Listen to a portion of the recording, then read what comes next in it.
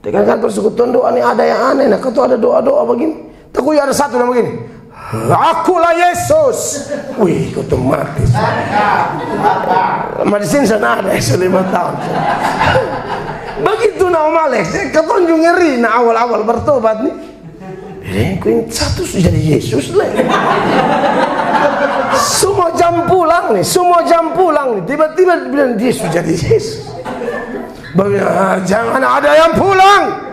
Siapa mau pulang kalau begitu? Maksudnya kita belajar baik-baik. Orang yang mau datang merendahkan diri, jangan tambah yang seram-seram begitu. Iya ada yang begitu. Suruh semua berlutut. Semua berlutut. Berlutut terlalu lama. Ada satu di situ bilang, Tuhan Yesus kan susah panggil dia tante pun nama susah panggil Tuhan Yesus sudah mah Tuhan Yesus dia bilang kenapa Tuhan Yesus culas mamat kenapa Tuhan berlutut gatal kan artinya kan seberlutut terlalu lama yang jadi Yesus bilang apa Garut toh bodoh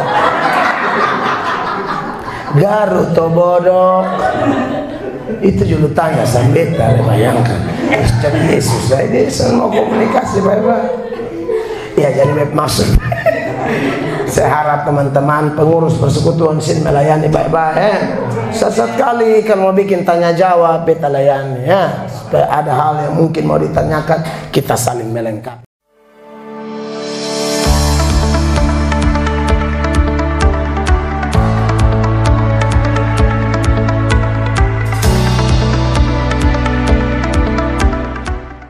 Saya mengajak Bapak Ibu melihat kitab suci masing-masing di dalam Yosua pasal 7. Yosua pasal 7 mulai ayat 6 sampai ayat 10. Yosua pasal 7 ayat 6 sampai ayat 10. Kita semua memperhatikan ayat ini, kita baca berbalas-balasan ya. Yosua pun mengoyakkan jubahnya dan sujudlah ia dengan mukanya sampai ke tanah di depan tabut Tuhan hingga petang bersama dengan para tua-tua orang Israel sambil menaburkan debu di atas kepalanya. Ayat 7 Bapak Ibu. Dan berkata Yosua, Tuhanku Allah, mengapa kau menyuruh bangsa ini menyerang Yordan, supaya kami diserahkan kepada orang kami untuk dibinasakan? Lebih baik kalau kami putuskan tadinya untuk tinggal di seberang sungai Yordan itu.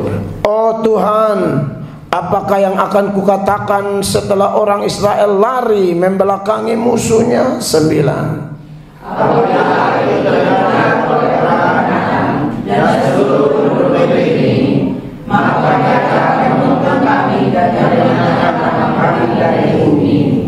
Dan apakah yang akan kau lakukan untuk menyelamatkan Israel? 10 sama-sama. Lalu berfirmanlah Tuhan kepada Yosua, bangunlah, mengapa engkau sujud demikian? Bapak Ibu, saudara-saudara yang diberkati oleh Tuhan Yesus, dari Yosua pasal 7 ayat 6 sampai ayat 10 ini saya akan mengangkat satu tema, yaitu ketika orang pilihan Allah mengalami kegagalan. Tema kita adalah ketika orang pilihan Allah mengalami kegagalan.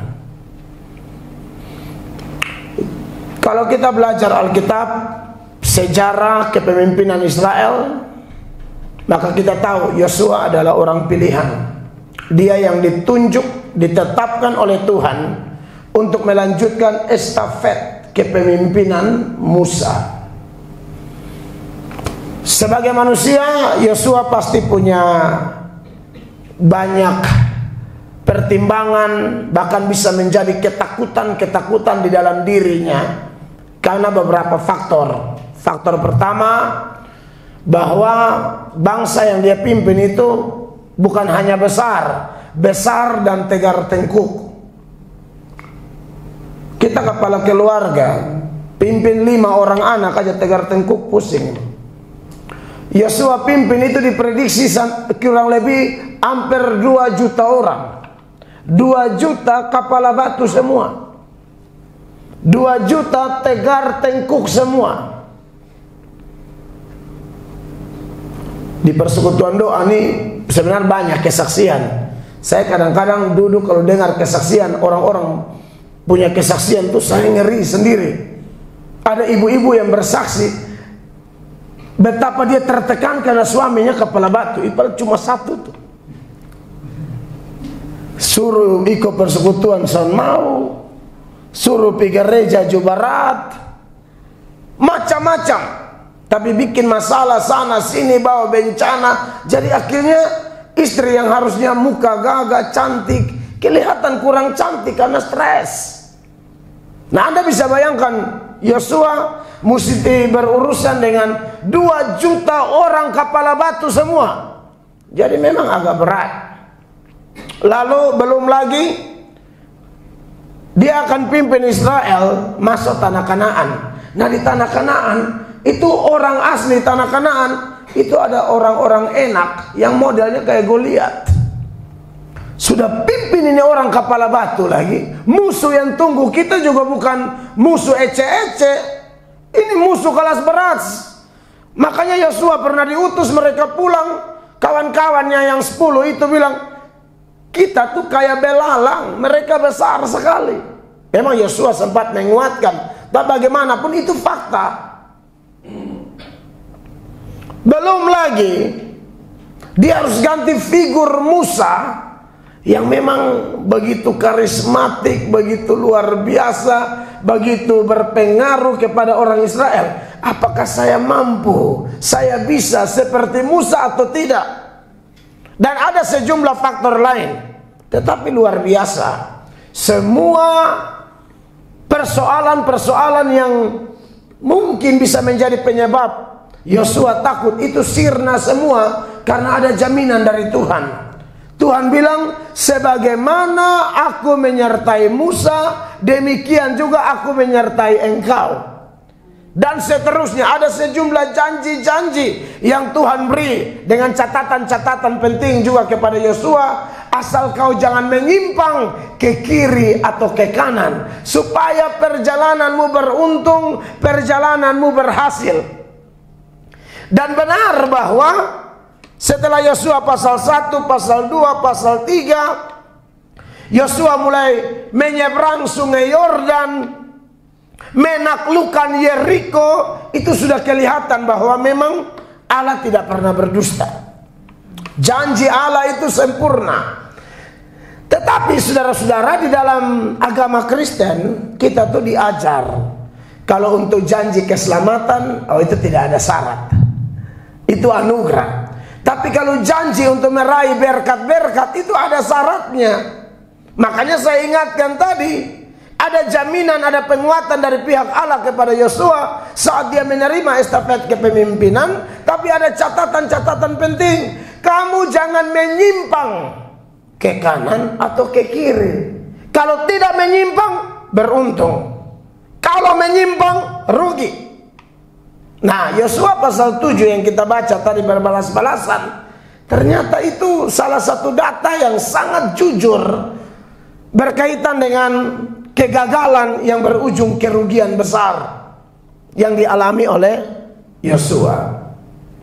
Karena salah satu inti berita dari kitab Yosua, dari sejumlah inti-inti berita penting lainnya, salah satunya adalah Yosua mencatat tentang sebab musabab kegagalan. Makanya saya bilang, dia orang dipilih Allah, tapi dia juga bisa gagal. Tidak gampang jadi pemimpin, saudara. Tidak gampang jadi pemimpin. Kemarin saya khotbah di Kabupaten Soe. Sebelumnya saya pergi khotbah agak keras. Jadi khotbah berikut besok kasnoe sedikit. Maksudnya tidak selalu begitu saya. Waktu itu memang ya saya anggap Roh Kudus tuntun dan saya harus bicara apa adanya. Tapi kemarin saya bicara kok lain. Saya lebih kepada menyuarakan kepada semua ASN yang hadir, hampir 1000 ASN di aula Mutis itu. Saya bilang tidak gampang jadi bupati loh. Ini populasi terbanyak di NTT itu di TTS, antara sekian puluh ribu. Saya yang pimpin 500 sampai 1000 orang, tidak gampang. Apalagi yang pimpin antara 1000 orang nih. Saya pikir itu lebih ngeri, karena prinsip pemimpin yang sejati, pemimpin yang benar-benar seperti Yosua, Musa dan lain sebagainya, itu pimpin 2 orang dia masalah 2, pimpin 4 orang dia masalah 4, pimpin 100 masalah 100 dan seterusnya. Itu kalau pemimpin sejati loh. Kalau pemimpin yang hanya cari keuntungan, lu mau mati, mau tono, malenggang, saya tidak ada urusan dengan kau, karena saya hanya cari untung. Tapi kalau pemimpin yang mau melayani, wah ini tidak mudah. Nah saudara-saudara, jadi Yosua dalam kepemimpinannya banyak keberhasilan, tapi juga banyak kegagalan. Nah saudara-saudara, nats yang kita baca tadi itu adalah penggalan cerita. Di saat mereka sudah gagal, Yosua sujud. Tuhan, ini kalau bangsa lain dengar bagaimana? Tuhan punya nama tuh nama besar, tapi ini hari ini kami kalah. Kalah lawan siapa? Lawan Ai, kota Ai. Di Kisah pasal 7 itu kota Ai. Ternyata kota Ai itu lebih kecil dari kota Yeriko. Mereka ini baru selesai memenangkan pertempuran menjara seluruh kota Yeriko yang jauh lebih besar. Masalah besar jadi kecil, tapi sekarang masalah kecil jadi besar luar biasa. Jadi kadang-kadang kita sebagai anak-anak Tuhan kita hadapi yang begitu. Ada masalah besar tapi jadi kecil. Ada masalah kecil yang bisa jadi besar dan berlarut-larut. Nah menarik bahwa ketika hadapi Yeriko itu, kita baca Yosua dan tim itu andalkan Tuhan. Tanya Tuhan, minta petunjuk Tuhan, lalu Tuhan kasih petunjuk. 1 hari keliling 1 kali, nanti yang ke-7 keliling 7 kali, pas yang 7 kali itu tiup sangkakala, semua bersorak. Langsung itu apa? Tembok itu rata tanah. Menurut para arkeolog itu salah satu benteng terkuat pada masa itu. Bayangkan di atas itu kota benteng, di atas itu pagar, orang bikin rumah. Itu Rahab, itu rumah di atas benteng.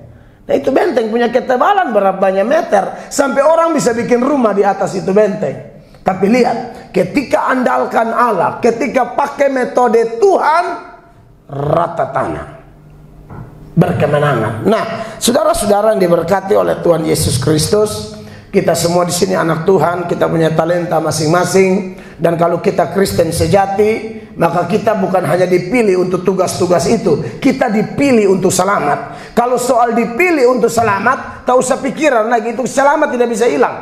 Tidak bisa hilang. Tuhan Yesus sendiri yang jamin, bukan saya. Mungkin ada yang bisa bantu baca Alkitab, bapak-bapak atau ibu-ibu, supaya kita bisa bergerak cepat. Tuhan Yesus yang jamin bahwa keselamatan itu tidak bisa hilang. Di dalam Yohanes pasal 10 itu ya, 27 sampai 29, dengan suara keras, Bapak Ibu yang sudah dapat bisa baca.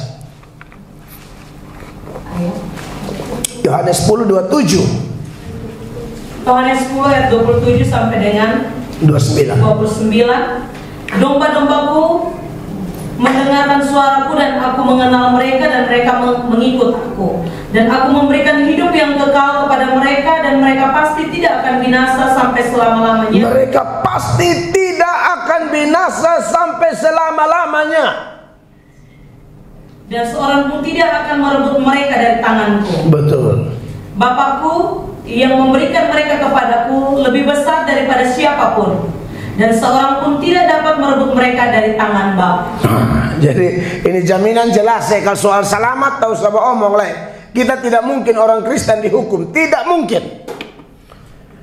Tapi belajar dari tokoh-tokoh yang memang kita dapat informasi di kitab suci, mereka itu masuk surga. Musa itu masuk surga pasti. Elia tuh masuk surga, Daud pasti masuk surga. Jadi keselamatan mereka tidak hilang. Itu orang-orang perjanjian lama. Orang-orang perjanjian baru lebih kuat lagi iman kita terhadap kepastian keselamatan itu, karena kita sudah ada di zaman di mana Yesus telah mati dan telah bangkit naik ke surga. Mereka yang masih lihat samar-samar saja dari zaman perjanjian lama kepada peristiwa Golgota itu ada di surga. Abraham, Ishak, Yakub itu ada di surga semua. Tapi apakah mereka tidak pernah gagal di bumi? Pernah. Musa itu tidak masuk tanah Kanaan. Sudah pimpin capek-capek, baru Tuhan bilang dari Gunung Nebo lihat ke Yerusalem. Sudah, mati di situ. Selesai. Jadi yang saya mau soroti di sini, saya berharap kita semua di sini sudah terima Yesus. Jadi saya tidak mau omong keselamatan jiwa lagi. Keselamatan kita pasti, tidak ada yang bisa goncangkan kita. Tapi seringkali orang-orang yang sudah selamat ini juga bisa gagal juga. Seperti Daud gagal, seperti Musa gagal. Nah hari ini Yosua gagal. Ada beberapa penyebab Yosua gagal, saudara-saudara, menurut cerita ini. Dan menarik bahwa ketika Yosua sudah gagal lalu dia sujud di hadapan Allah, Tuhan bukan senang. Tuhan bilang, bangun, tak usah sujud begitu. Bahasaku banyak pesan suka lihat. Jadi tidak semua sujud itu berkenan kepada Allah. Sudah lihat ini ayat. Lalu berfirmanlah Tuhan kepada Yosua di Yosua 7 ayat 10. Bangunlah. Mengapa engkau sujud demikian? Lu pikir asal datang sujud aja, lu pikir bisa kasih lunak hati Bapa semudah itu? Oh tidak. Dia Bapa loh, dia Allah pencipta. Kata laki bini baklai, saya buat pembujuk 3 minggu. 3 minggu. Om Alex lebih senior lah ya kan. Kata bujuk tuh.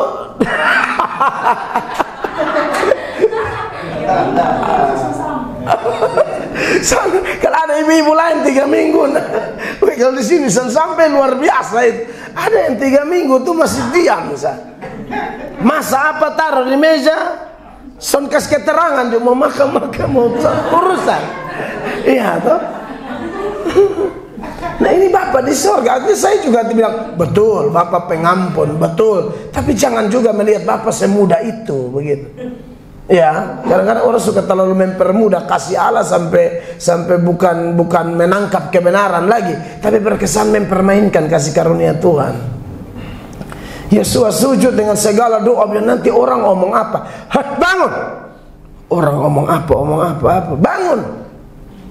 Nah, mari kita lihat apa sebabnya Yosua ini di masa mereka harus menaklukkan Ai yang kecil, tapi mereka gagal.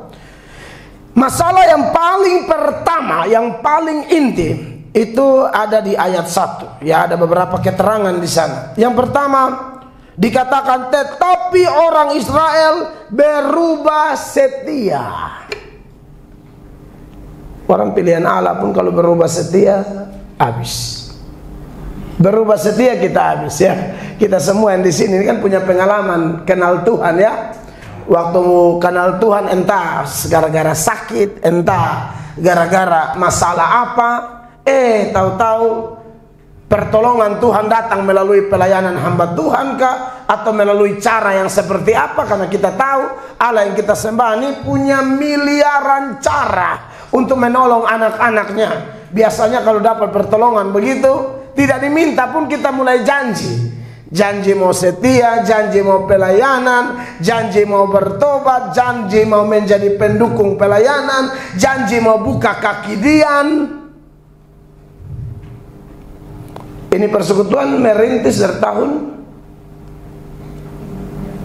seberapa tahun ya? Beta sudah dengar lama, mabe belum tahu. Wih, berarti seberapa tahun? 5-6 tahun. Hampir 5 tahun. Itu kan luar biasa. Ya, ada orang yang buka dia tidak setia. Dia pikir buka persekutuan doa ini enak-enak, suka-suka saya begitu. Buka kapan, tutup kapan. Tidak bisa begitu. Dulu saya buka persekutuan doa 1, sebelum saya berangkat sekolah teologi di Jakarta. Tiap kali libur, kalau dapat kesempatan pulang, saya mesti kunjungi ini persekutuan-persekutuan yang saya buka ini. Aduh, macam-macam dia pun cerita. Ada yang sudah tutup sampai anggota persekutuan, penjaga persekutuan sekarang sudah jadi pengajar saksi Yehova. Majelis Immanuel Pura. Itu saksi Yehova sekarang. Ada lain BP di hari persekutuan doa, jam persekutuan pintu masih tutup. Kita ketok-ketok, mama buka, aduh Adi sudah datang, kok masuk tutup lama. Beta pikir mau kasih kejutan, kita sudah tutup lama, sudah lama sah. Bapak karena karena proyek ada bermasalah, kejaksaan elah, wih macam-macam bencana, jangan main-main. Kalau urusan setia betul, amin, kekasih Tuhan. Kita komitmen melayani, jangan berubah setia. Kalau berubah setia, percaya deh, mungkin langsung gagal. Ya, waktu Tuhan tuh dia habok, ada, tetapi percaya kalau dia hantam kita, itu dia sayang kita tuh.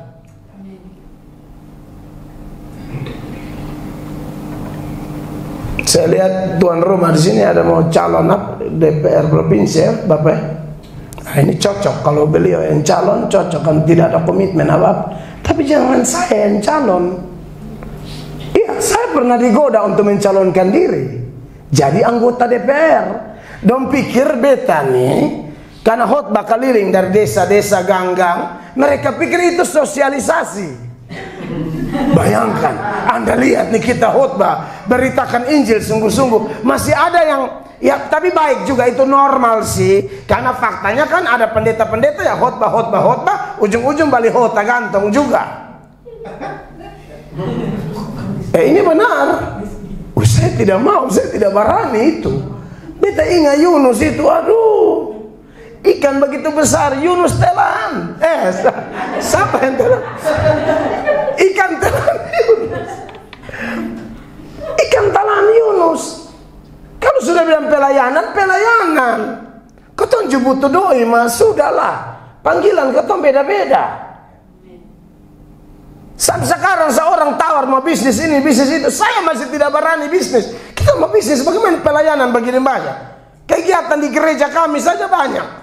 Mesti dikunjungi di desa. Belum kok undangan sana sini. Wih, buka toko lah. Ada pendeta buka toko sampai hari Minggu lupa tutup. Lihat hari Minggu, yang bukan pendeta dan usaha Minggu tutup. Ma ini sonde Minggu juga pendeta buka terus, sana ada yang pergi belanja. Lihat. Jadi Bapak Ibu lihat, contoh-contoh perubahan kesetiaan orang itu kan terlalu banyak yang kita jumpai, baik di Alkitab maupun dalam keseharian orang Kristen sampai hari ini. Tidak setia. Kalau kita tarik lebih detail lagi, ya, kita yang sudah berumah tangga di sini, bapak-bapak, ibu-ibu, saya suka khotbah pernikahan tuh saya bilang, saudara yang janji nikah itu bukan janji dengan pendeta, sambaran aja. Itu janji dengan Tuhan Allah. Pendeta ini hanya Allah Tuhan. Saya tanya, Uno, misalnya kalian nikah laki-laki Uno, ke mana? Mau tetap setia dengan Mince? Dalam suka, dalam duka, dalam sakit, dalam sehat, tidak ada wanita lain seumur hidupmu. Saya bicara itu. Saya mulai bicara ini bukan di gereja, dari dalam keluarga saya. Kan saya pun keluarga ini juga banyak tukang selingkuh. Ya besok khotbah, ya kalau Bapak Ibu nanti kalau lihat Pak Mel khotbah keras mau dia pun keluarga selingkuh, besok omong nih, lu tahu serepot. Kita sebongkar di sini nih. Iya. Sampai temu tabrak semua keluarga, kan beta bisa main perasaan begitu, mau keluarga mau sapa hantam dulu. Karena banyak orang berubah setia. Masalah rumah tangga saya sudah berubah setia begitu. Makanya bisa percaya kalau orang jadi pejabat pada berumah tangga sudah beres. Dia mau omong kosong apa? Itu dia sudah percaya memang. Karena janji yang paling suci itu janji pernikahan. Nah kalau janji pernikahan kau tidak setia, lu mau urus banyak orang karena mana? Urus lu bini seson beres, atau urus lu punya laki tidak beres. Itu saya khotbahkan di mana-mana. Makanya belia kalau yang sekarang ini kan Indonesia ini kecil.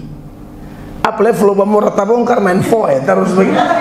Itu semua aib dosa, kamar hotel berapa, selingkuh siapa, semua dia ada data. Nah, apalagi kalau pi bongkar dong pembini sendiri. Nah, karena coba Floba Murah soalnya posting isi.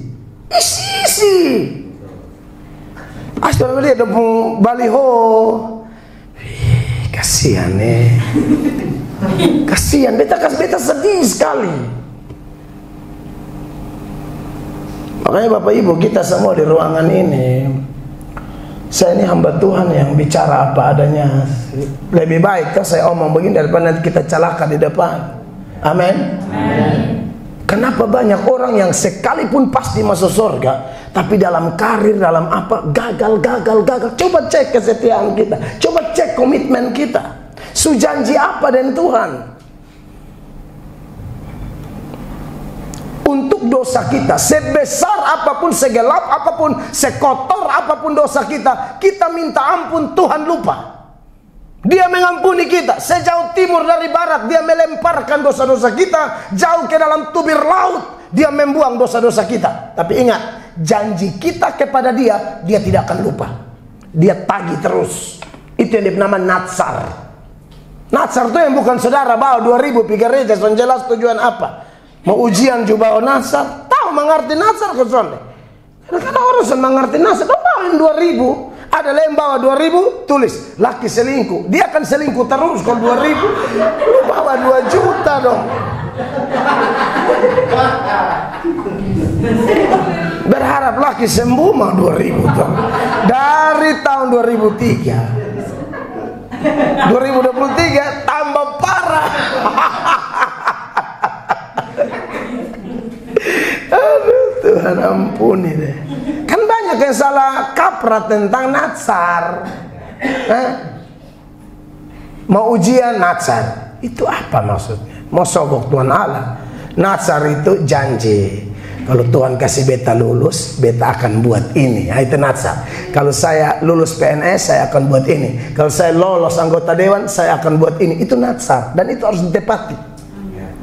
Kalau tidak ditepati, bahaya. Tuhan bisa merusakkan pekerjaan kita. Baca itu Pengkhotbah pasal 5 ayat 3 sampai ayat 5. Pengkhotbah pasal 3 ayat 5 sampai ayatnya yang ketiga. Kalau ada itu kakak Nona baca, karena suara keras bagus. Pasal 5 ayat 3 sampai 5. Pengkhotbah 5 ayat 3 sampai ayat yang kelima. Iya. Kalau engkau bernatsar kepada Allah, janganlah menunda-nunda menepatinya. Jangan menunda-nunda menepatinya. Karena ia tidak senang kepada orang-orang bodoh. Ia tidak senang kepada orang-orang bodoh. Untuk orang bodoh di sini saya mau kasih penekanan. Saya dengar juga kawan persekutuan doa khotbah, dia bilang begini. Beda bodoh dan tidak tahu. Tidak tahu itu karena belum dikasih tahu. Bodoh tuh su tahu, bikin lupa diri. Kalau tidak tahu tuh karena belum kasih tahu. Bodoh tuh botol su omong, tapi galak, itu bodoh. Makanya dia bilang Klopas dan temannya, kalian bodoh dan tidak ngerti kitab suci. Beta bukan belum pernah ngomong, beta bangkit. Saya sudah 3 hari mati bangkit, tapi kalian masih tetap sedih seolah-olah saya tidak bangkit. Nah, itu bodoh. Terus tepatilah natsarmu. Ayat yang keempat, lebih baik engkau tidak bernasar daripada bernasar tetapi tidak menepati. Lebih baik engkau tidak bernasar daripada bernasar tapi tidak menepatinya. Ini buat kita semua di ruangan ini. Pernah janji apa dengan Tuhan, tolong ingat kembali. Enak-enak. Makanya saya dulu menangis mau sekolah teologi, tuh dia hanya bilang, beta mau jadi pendeta, titik. Saya tidak mau jadi yang lainnya. Kecuali ada khusus-khusus suara Tuhan, dan itu juga saya pikir susah juga. Zaman sekarang betul. Ini kata orang persekutuan doa aja berharap di sini juga kalau ada penglihatan, lihat bye-bye, uji bye-bye. sambil lihat lain, jadi lain. Itu bahaya. Beta hargai, beta senang, dan beta percaya masih ada penglihatan yang murni. Tapi itu harus hati-hati. Ciri penglihatan yang benar tuh lihat apa, tidak meleset. Kalau meleset salah, dan kalau salah 1-2 kali tuh labai bertobat sudah. Jangan penglihatan 5 kali salah semua. Coba lihat 5 salah, 2 benar, 3 masih. Ini 5 nih. Orang lagi bilang olong. Saya bilang rentukan, olong telak le, olong dia deh. 0.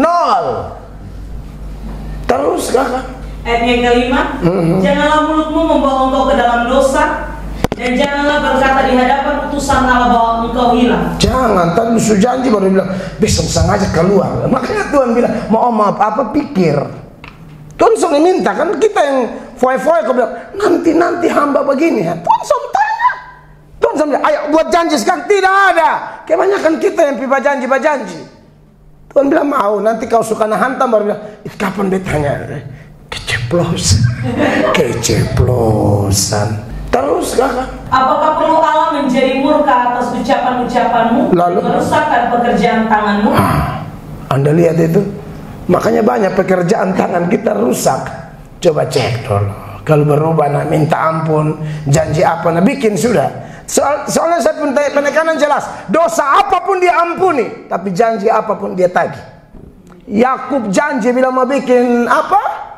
Mezbah di Betel tuh 10 tahun Yakub lupa. Di Kejadian 34-35 tuh ada masalah. Mau masalah mau apa Tuhan bilang kembali ke Betel, bikin mezbah di sana. Kau sudah janji kok. Makanya saya bersyukur dengan tim pelayan kami yang sampai hari ini setia. Beta bersyukur saja begitu. Saya terus mendoakan, mengkhotbahkan, berharap kawan-kawan pelayan yang punya pergumulan dan hari ini melayani Tuhan, jangan emosi lalu tinggalkan pelayanan. Jangan coba-coba. Banyak orang gagal berubah setia. Oleh karena itu kekasih-kekasih Tuhan, ingat kasih mula-mula kita kepada salah satu jemaat di jemaat 7 jemaat. Tuhan bilang kembali ke kasih mula-mula. Lu sudah terlalu jauh tuh, komitmen lain lu bikin lain, terlalu jauh. Kembali ke kasih mula-mula. Ingat yang awal-awal bertobat itu di persekutuan doa, duduk menyembah, menangis, merasakan jamahan Tuhan. Ya, ada pengumuman dari ini PD bilang kotong pelayanan di kampung mana rame-rame pi. Itu jaga itu api.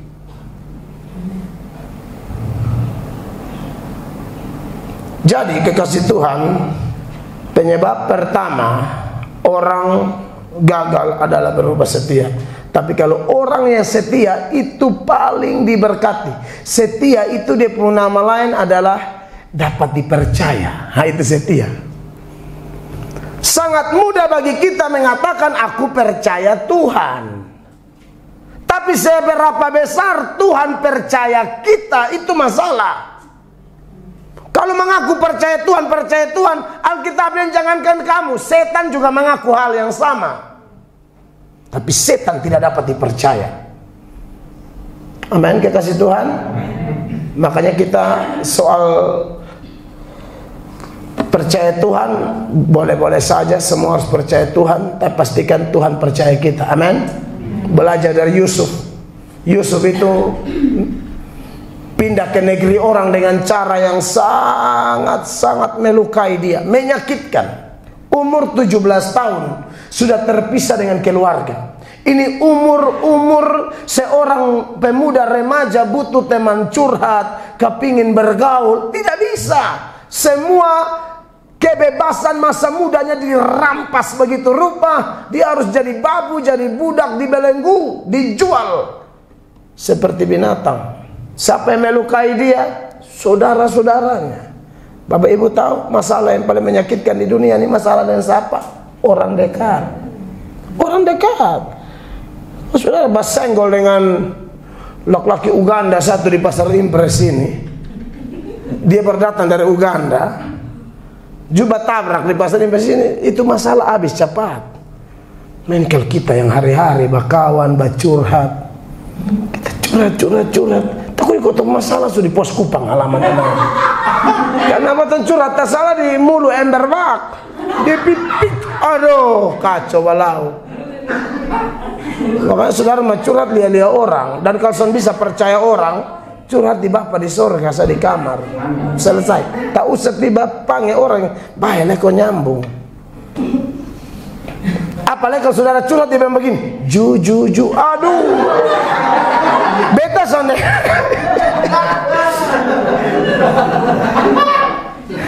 Dia juju, aduh, itulah manusia. Itu talenta gosip, babocor kabar tuh. Jadi hati-hati. Ya, tadi seju, adi, dia, terus.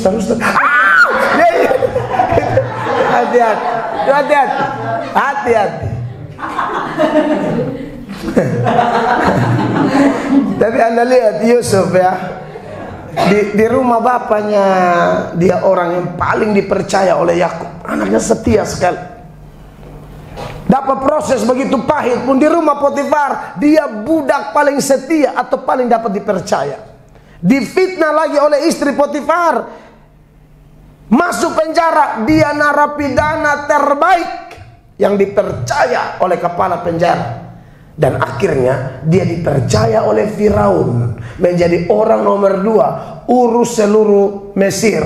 Semua di atas, semua diberikan di dalam kuasa Yusuf kecuali tahta dari Firaun. Bapak Ibu lihat itu.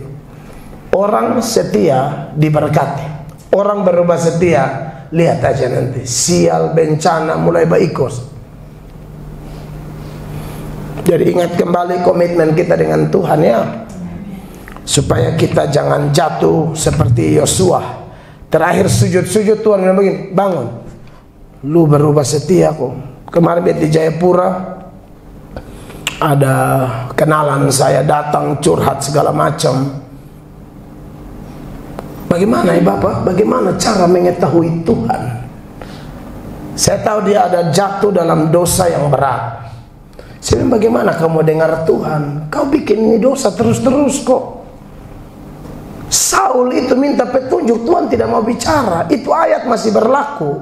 Bukan tangan Tuhan kurang panjang atau telinga Tuhan kurang tajam, tapi dosa dan kesalahan kita itu yang membuat Tuhan sembunyi. Kau teriak sampai mati, lu keliling semua tim doa, lu keliling semua pendeta, maka di atas yang tutup. Biar Mel Atok mau hafal ayat, mau pakai ayat ini, ayat itu, kau tetap tidak dapat apa-apa. Tidak akan dapat apa-apa.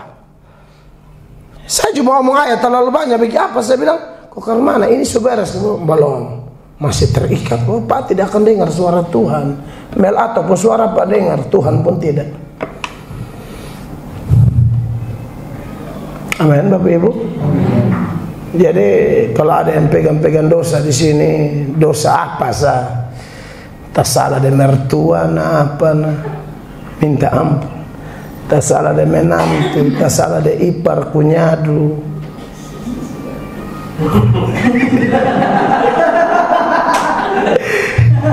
Bertobat. Pemeres. Iya toh. Jangan piara-piara bikin apa. Amin. Bawa dong dalam doa. Ini kadang-kadang dong tuh kalau lihat ketong dong buang muka. Aku tuh mau karmana. Kau tuh mau pegang muka, lu lihat beta, tidak bisa begitu, sudah lah ya. Ya, memang kadang-kadang kita sakit juga ya, mau jadi orang baik gitu, jadi orang yang mengampuni, itu sakit loh. Kau tong salam, dong bukan balas salam, salam kakak. Nah ini, Anda lihat itu parah itu, tapi tidak apa-apa. Amin. Doa saja. Sebut dia penama. Memang kadang-kadang waktu sebut juga mau lompat, makinnya kembali. Ada kayak sebutin sial penama, ya kan? Tapi sudah sebut sah. Nanti lama-lama awal mungkin sebut yang pertama, 2, 3 masih agak berat, masih jengkel juga kan? Satu ini syukur-syukur ku baik-baik deh lu, iya kan? Kalau dalam doa kan kita potak semua ini jalan dalam doa. Sempat berpikir Gede banting sendiri. Ada. Beta pernah begitu, Tuhan minta maaf Tuhan ada muncul. Serius. Doa jujur aja. Karena buat semangat ini Tuhan nih.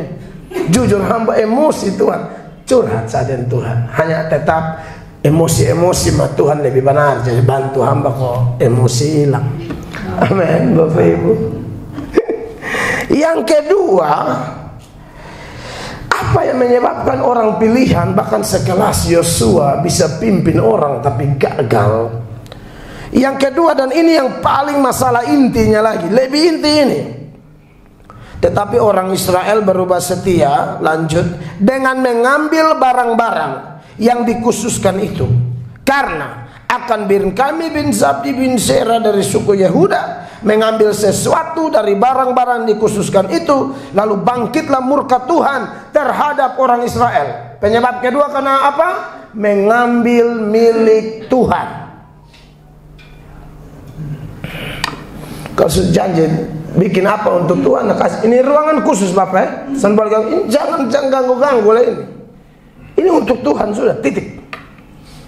Diberkatilah orang yang ada rumah. Mas, beta kan sering khotbah hal yang sama ya kepada jemaat. Minimal siap satu kamar. Takut ada hamba Tuhan dari desa. Kau kasih tidur sendiri di desa nang. Oh, itu diberkati Om Alex.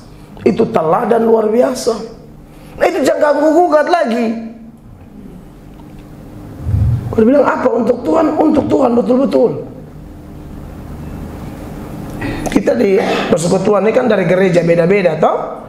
Di saudara gereja kan ada kotak perpuluhan toh. Itu Tuhan punya, jangan ganggu lagi. Kerja gaji 2 juta tuh 200 sisihkan. Jangan sisakan. Kali supir lipo pasar impres ombai bola bale seiba bisa mulu baminya kurus. Sisa berapa? Sisa tuh bapak gereja. Tidak hormat Tuhan Allah. Sisihkan, bukan sisakan. Amin. Ada yang bilang perpuluhan tidak berlaku lagi. Oh itu ajaran bodoh itu. Mana yang membatalkan perpuluhan di Alkitab? Tidak ada. Paulus masih omong perpuluhan, Yesus masih omong perpuluhan. Kalau ada sikap diam itu bukan berarti tidak berlaku lagi. Amin. Bawa ke gereja masing-masing, Bapak Ibu terkasih. Karena gereja di sana pendeta-pendeta hidup dari situ. Tapi saya nonton khotbah pendeta Gilbert bilang, tak usah bilang perpuluhan. Kalau anak Tuhan sejati, jangankan perpuluhan, semua Tuhan punya. Bukan cuma perpuluhan mah kecil itu. Semua Tuhan punya.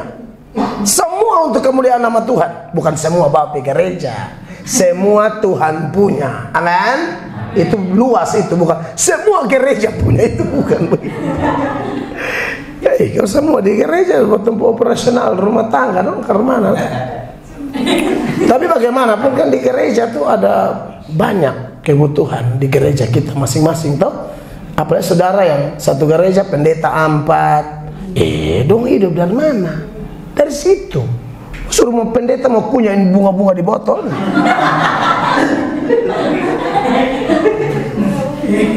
Saya jangan dengar ajaran-ajaran sesat yang kayak mau bela-bela orang yang mencuri uang Tuhan no. Kan ada sekarang ajaran kayak mau carek jiwa, matarik ini pemberontak firman Allah. Kalau dalam hal keuangan kita tidak taat, saya jamin dalam hal lain kita lebih rusak. Uang itu sepele loh.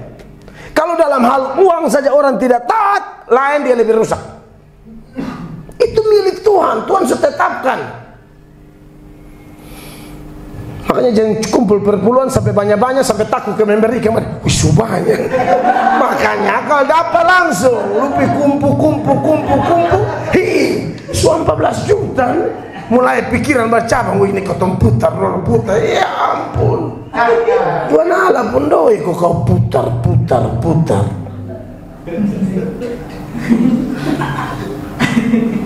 Apakah perpuluhan paling penting? Bukan, ini saya kasih contoh kecil, bukan paling penting.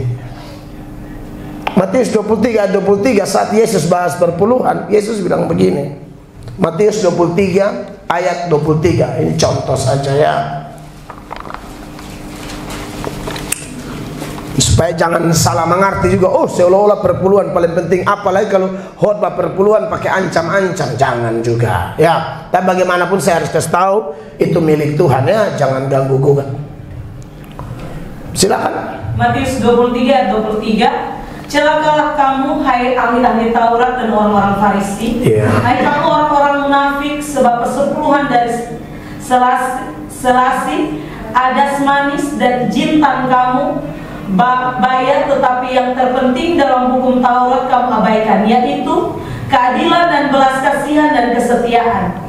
Yang satu harus dilakukan dan yang lain jangan diabaikan. Iya, yang lebih penting dari perpuluhan itu apa? Keadilan, kesetiaan, belas kasihan. Itu lebih penting. Kasih perpuluhan juga kalau tidak ada keadilan, tidak ada belas kasihan, percuma. Tetapi Yesus tekankan di bagian akhir itu, yang satu dilakukan, yang lain jangan diabaikan. Berarti semua berlaku.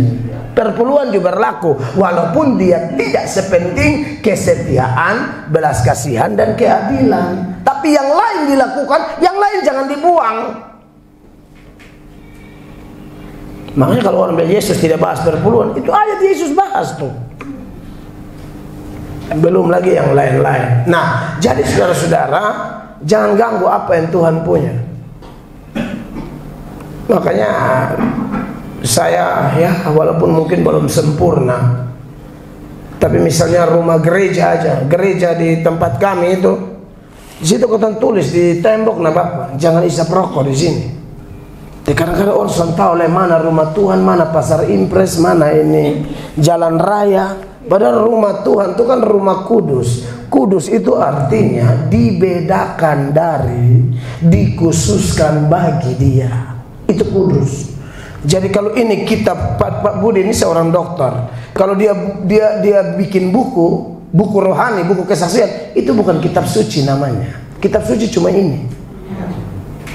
Itu buku betul bisa kita dapat berkat, tapi itu bukan kitab suci.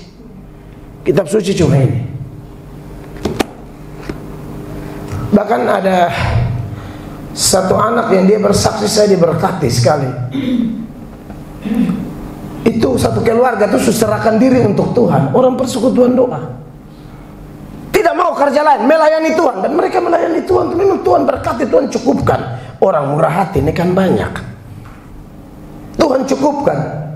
Tapi satu kali namanya ikut Tuhan itu naik turunnya ada. Saya baru tadi sebelum datang ini masih bawa anak-anak nonton film Jesus apa?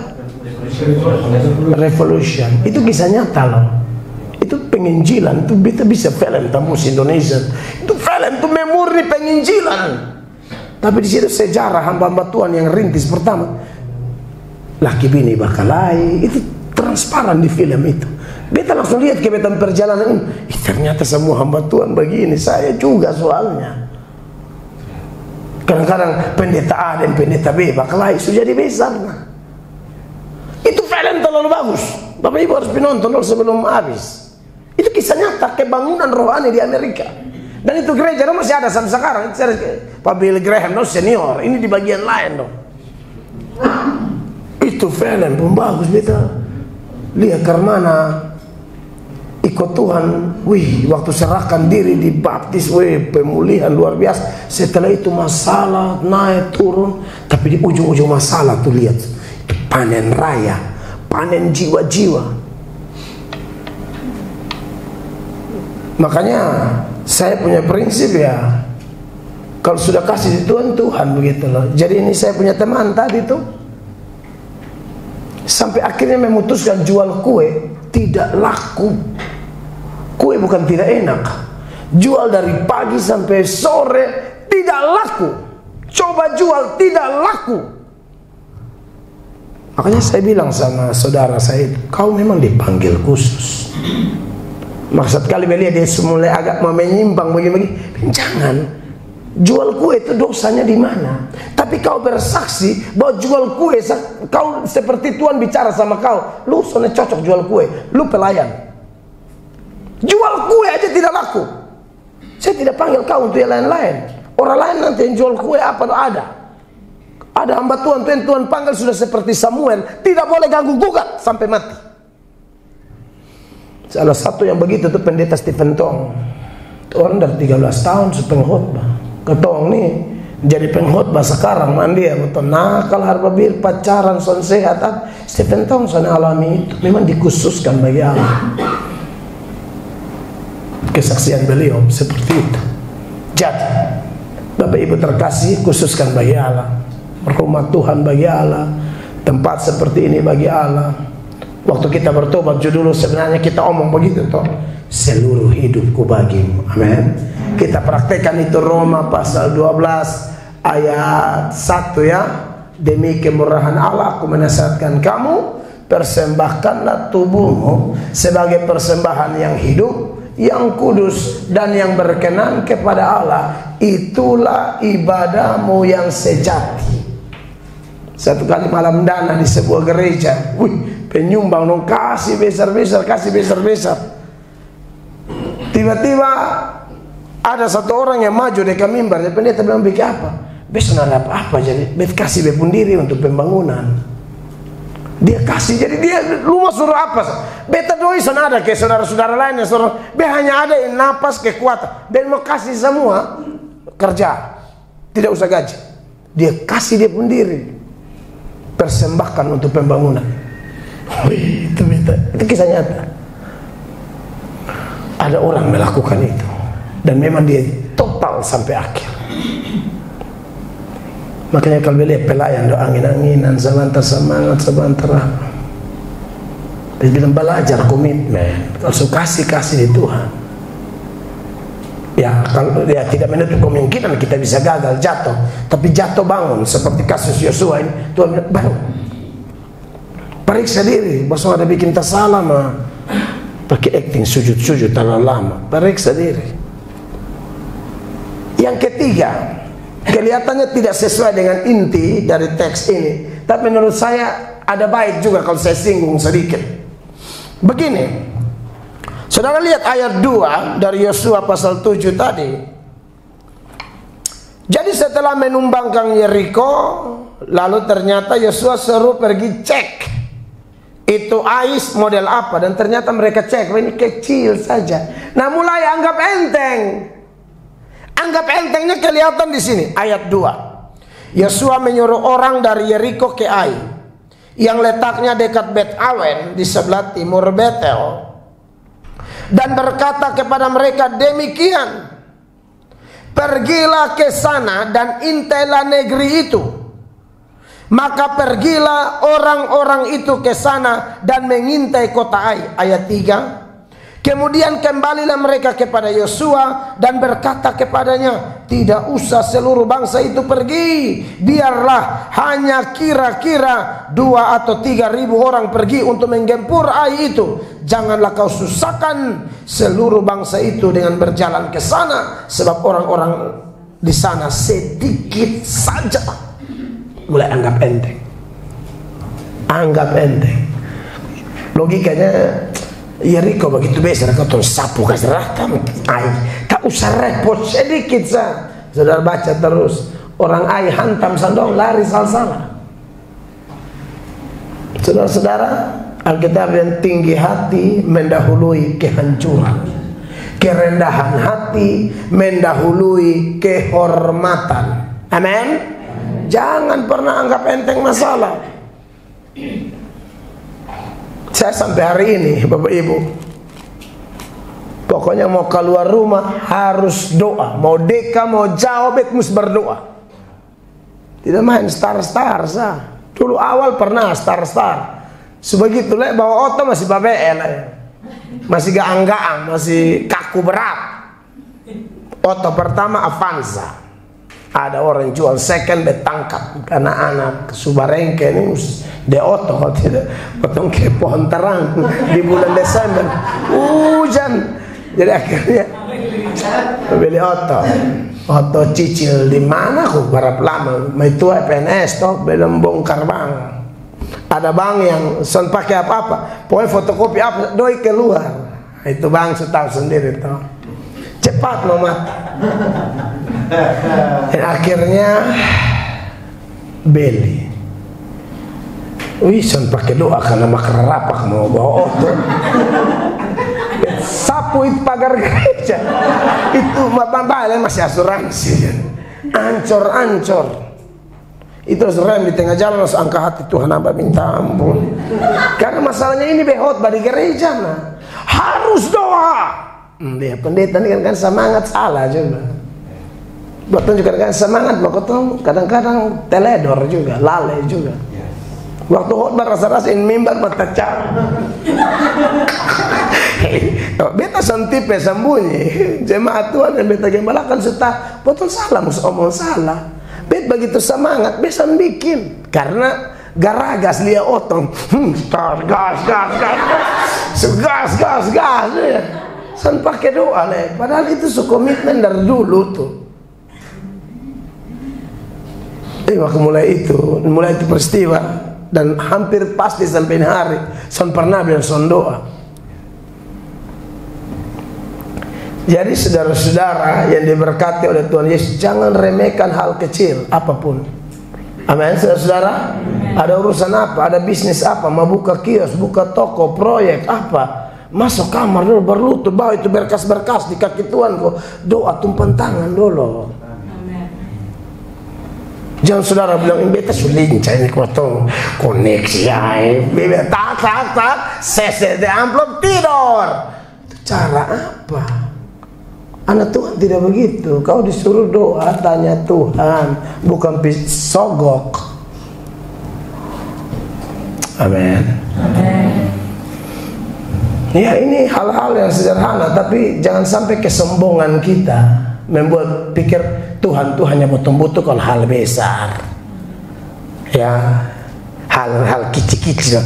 Tak usah Tuhan terlalu pakai setan sah. Karena ada sesuatu sudah kok Tuhan yang berat, terus saya kecil-kecil begini setan. Kan inti dari setan itu apa? Melawan firman, itu aja setan. Itu aja tafsirannya sulit. Setan itu melawan firman itu. Kalau saudara semua lawan firman, nah saudara mulai andalkan setan itu. Saudara meragukan kalau dia yang suruh tuh bisa bertanggung jawab. Dia tanggung jawab, Bapak Ibu terkasih. Amin. Jadi kita sudah menikah, masalah rumah tangga besar kecil bawa dalam doa. Beta ini hari beta cukup tergoncang dengan berita masalah di keluarga kami. Wow, beta baru selesai baca 10 pasal ini. Tapi keluarga su telepon habis 10 pasal, bayangkan ini, baru habis 10 pasal berita duka sudah, berita yang agak berat. Tapi itulah anak Tuhan. Tidak ada cerita lu baca 10 pasal lalu jalan tol yang sunyi senyap sudah ada masalah, tidak ada. Kadang-kadang memang kata isi begitu supaya potong kuat. Baru habis 10 pasal berita bencana sudah. Ini bencana yang Betson bisa omong di sini. Beta biasa berani omong, main Betson berani. Wah, sadis. Istri saya lagi antar anak kami yang autis lagi sekolah kan. Beta anak satu anak istimewa, kebutuhan khusus. Jadi beliau cuti di luar tanggungan negara kan tujuan utama salah satu itu. Kedua berdukung saya kalau saya kemana-mana saya bawa. Tapi utama karena anak saya yang berkebutuhan khusus ini. Jadi telepon mentua, cepat datang untuk masuk di kamar, aku doa sudah. Begini mau lari gimana lah, kalau masalah begini. Ya, tapi kalau doa kuat. Ya, masih ada bayangan-bayangan di otak, tapi Tuhan kasih kemampuan, kasih kekuatan berdiri, kok bisa khotbah, kasih kuat orang lain. Kata sendiri masalah berat. Tapi di situ kita diajar mau hal kecil, hal besar tetap Tuhan. Amin. Jangan pernah telepon keluarga dahulu berdoa. Doa bertelepon. Keluarga bisa Tuhan pakai. Pejabat bisa Tuhan pakai. Orang kaya bisa Tuhan pakai. Tapi jangan ingat dong, son pakai doa juga star auto menuju. Thank you sama.